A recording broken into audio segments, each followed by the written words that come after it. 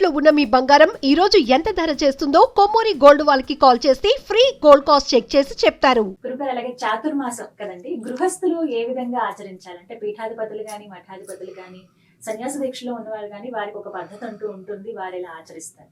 మరి గృహస్థులుగా మేము ఏ విధంగా ఈ చాతుర్మాసాన్ని ఆచరించాలి? అంటే ఒక దీక్షగా తీసుకోవచ్చా? అసలు ఈ 4 మాసాలు చాతుర్మాస దీక్ష చేద్దాం అనుకుంటే గనక ఎటువంటి ఆహారం తీసుకోవాలి? ఆహార నియమాలు ఉంటాయా? పూజా విధానాలు ఏమైనా ఉంటాయా? ఏ దైవారాధన చేయాలి? ఎలాంటి మంత్రాలు కానీ ఇవన్నీ పఠించాలి? మంచి ప్రశ్న. విషయం ఏంటంటే ప్రధానంగా ఈ చాతుర్మాస్య దీక్ష అనేది ప్రస్తుత కాలంలో బాగా చూస్తున్నాం. ఎందుకంటే మన డిప్యూటీ సీఎం అయిన పవన్ కళ్యాణ్ గారు కూడా ఈ విషయంలో వస్తా చాతుర్మాస దీక్ష అనేది. ఎందుకు అంటే ప్రధానంగా వారాహి అనేది కూడా ఆయన ఎక్కువ సాధన చేయడం ద్వారా ఇవంతా కూడా ఇవన్నీ గుప్తంగా ఉండడం బయటకు వచ్చాయి.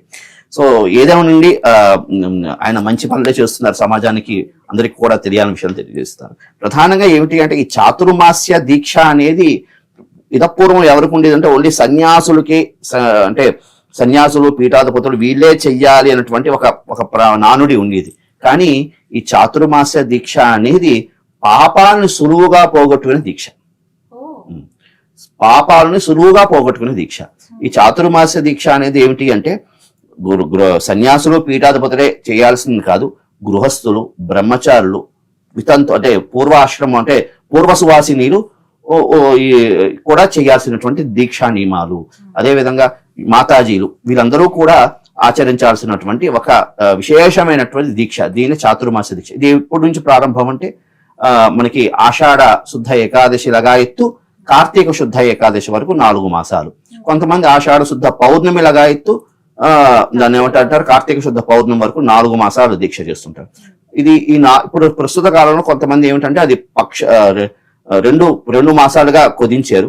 ప్రధానంగా దీనికి సంబంధించి ఏమిటంటే 4 మాసాలే చేయాల్సినటువంటి దీక్ష. ప్రస్తుత కాలం కొంతమంది ఎవరి ఆచారాలు బట్టి 2 మాసాలు చేస్తున్నారు. కానీ శాస్త్రంలో చెప్పినటువంటి విషయం ఏమిటి అంటే 4 చాతుర్మాస్య, అందులోనే పేరులోనే ఉంది చాతుర్మాస్య దీక్ష అంటే 4 మాసాలు చేయాల్సినటువంటి దీక్ష ఇది. అయితే దీనికి సంబంధించినటువంటి ప్రధానంగా నియమాలు ఏమిటి, ఇది ఎవరు ఆచరించాలి విషయం గురించి మనం మాట్లాడుకున్నాం. దీనికి సంబంధించిన నియమాలు ఏమిటి అంటే ఒక్కొక్క మాసంలో ఒక్కొక్క పదార్థాన్ని విసర్జిస్తూ చేయాల్సినటువంటి దీక్ష. ప్రధానంగా ఆషాఢ మాసంలో ఆకుకూరలు విసర్జిస్తూ చేయాల్సినటువంటి దీక్ష.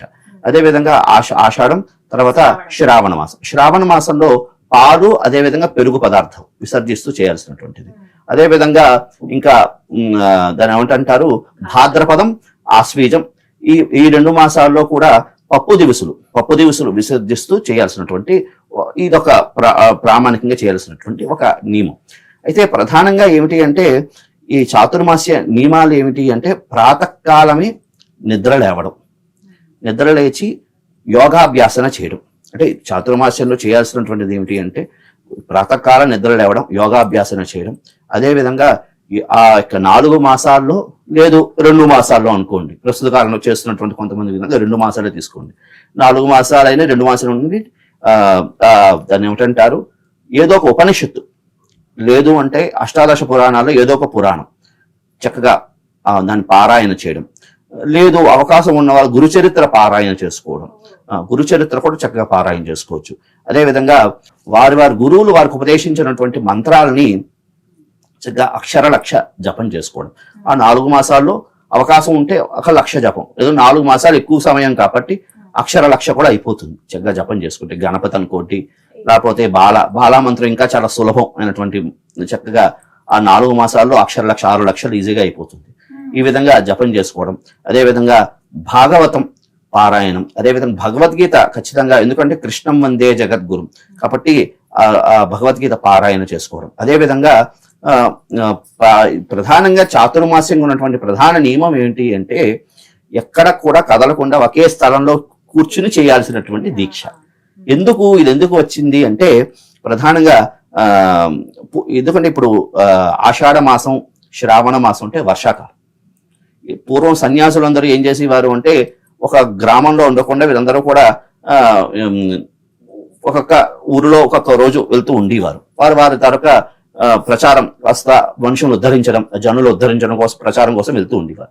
కానీ ఈ వర్షాకాలం రావడం వల్ల ఏమవుతుందంటే కొంతవరకు ఈ ఆనకట్లు తెగిపోవడం, దీనివల్ల ప్రయాణం చేస్తున్న వారికి ఇబ్బంది కలుగుతుంది అన్నటువంటి ఒక భావనతో వీరందరూ కూడా ఈ 4 మాసాలు, ఎందుకంటే వర్షాకాలం ఇవన్నీ ఊర్లు పొంగడం తెగిపోవడం ఇవన్నీ చికాకులతో జలప్రయాలు సంభవిస్తాయి కాబట్టి ఇటువంటి ప్రళయాలు సంభవించకుండా ఒక సన్యాసి అనేవారు, ఒక సాధకుడు అనేవాడు చక్కగా ఒక దగ్గర కూర్చుని చేయాల్సినటువంటి దీక్ష అని ఇది పెట్టడం జరిగిందమ్మా.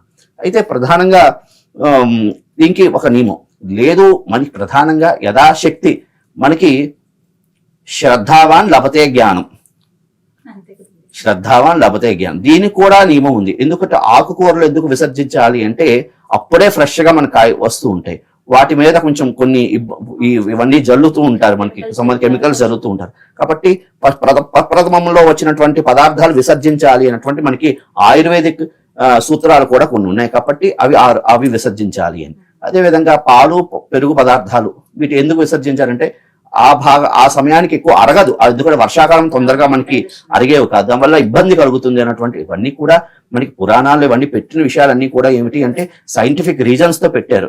మనం అది తెలుసుకోలేకపోవడం మన అవివేకం. కాబట్టి ఈ విధంగా పారాయణ చేయాలి అని. అదేవిధంగా రాత్రి భాగం చక్కగా భూశయనం, బ్రహ్మచర్యాశ్రమం పాటించడం, అదేవిధంగా పరోపకారం ఇదం శరీరం అని కాస్త యువతల వాళ్ళకి బాధ పెట్టే మాట మాట్లాడకుండా పరోపకారం ఇదం శరీరం అన్నట్టుగా చక్కగా వెళ్తూ ఉండడం, ఆ పరదేవతని